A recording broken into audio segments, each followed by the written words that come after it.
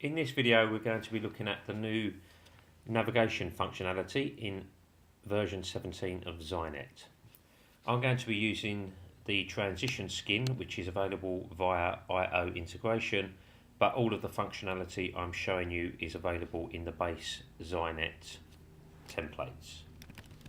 So I'm going to go ahead and log into my Xinet system through the web browser, and I'm also going to mount my server volumes on my desktop. So I'm going to log in here with my username and password and just show you what's going on the file system. Okay, so on the file system you can see I have a pretty standard folder structure, and in here I have lots of folders, and inside those folders I have lots of different documents, images, videos and all types of assets. One of the most common feature requests for version 17 was that people wanted to have the ability to navigate in the web browser the same way you can in the Finder. So, for example, using these little drop-down arrows, I can sort of drill down to the files that I need to get to. So from the web browser, if we go to that same area, you'll see that we can do exactly the same navigation process where we can navigate very quickly and very easily using the turn down menu items. Once we're into the area that we want to see, let's take a look at the actual interface itself. So Xinet in version 17 decided to make the interface a lot more user friendly, and it was also designed to make it very easy for people that haven't used the system for a while to be able to log back in and still use the functionality with no problem.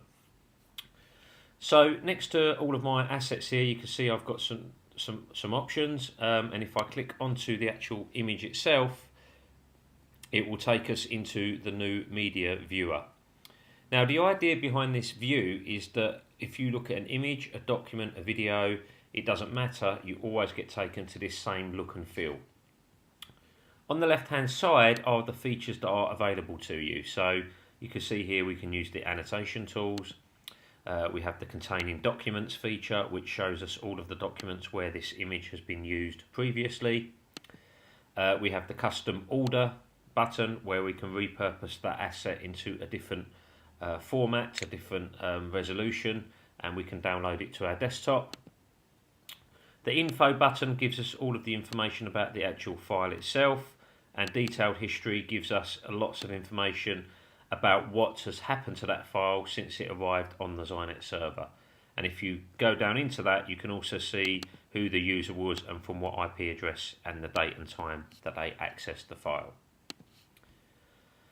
Metadata. Metadata has been stored in this panel on the left hand side here, and basically, providing you've got permission, you can sort of change and edit the metadata from within this window. The other thing that's also been added to this version is the ability to put a begin and end date on a file, and if that end date expires, it will automatically time out the asset, and that feature is called Asset Timer.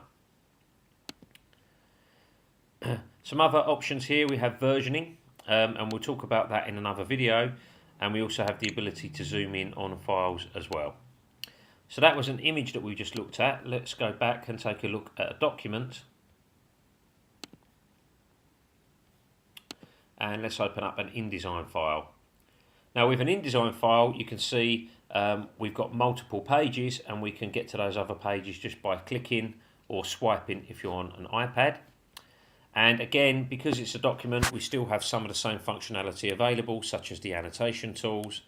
The things that are greyed out here, these are basically features that are either not relevant to the document type you're looking at, or they are or you don't have permission to be able to use them.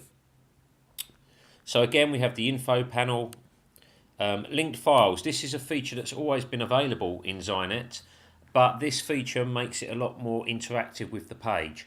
So for example, if I want to find out all of the images that are used in this particular document, it will actually highlight the image on the page where it's being used. So you can see here I'm looking at the bottle, I'm looking at the mango bottle, and if I want to get to that, I can simply tip on the arrow, and then I can download the file or custom order it depending on what I need to do. The other features in here, metadata, it's exactly the same as with the image, But on document formats, you can also request to pull out additional information.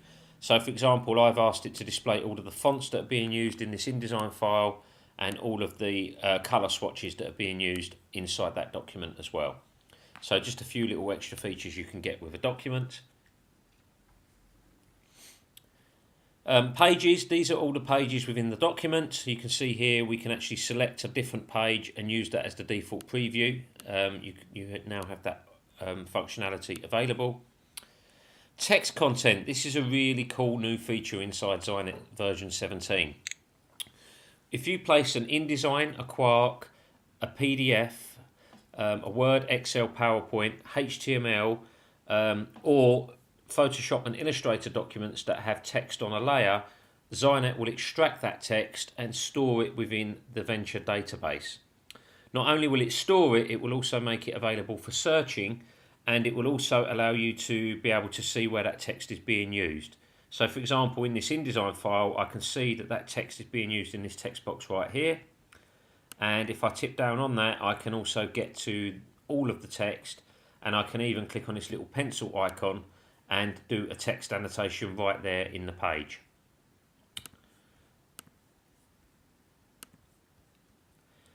Just to show you that versioning also works on documents, you can see I can have access to previous versions of this document and promote them using triggers and actions. I will show that functionality in a separate video clip. So that was a document. Now let's go take a look at a video. And you'll see that here I've got lots of different video formats. If I click onto one of these videos, again we're taken to this view, and again we have features that are available to us. Because this is videos, we also have the option to download in different video formats. The other thing that I should mention on the navigation is that along the top here you have the navigation bar. The idea behind this is so that you don't need to use the back button within the web browser. So from here you can see exactly where you're navigated to within the system. If I click on that, it will take us back to the folder or the area that we select. At the very end of that breadcrumb is the last function. So the last function I had was to be able to get back to the top level. If I had executed a search, I could return to my search results by clicking on the button there.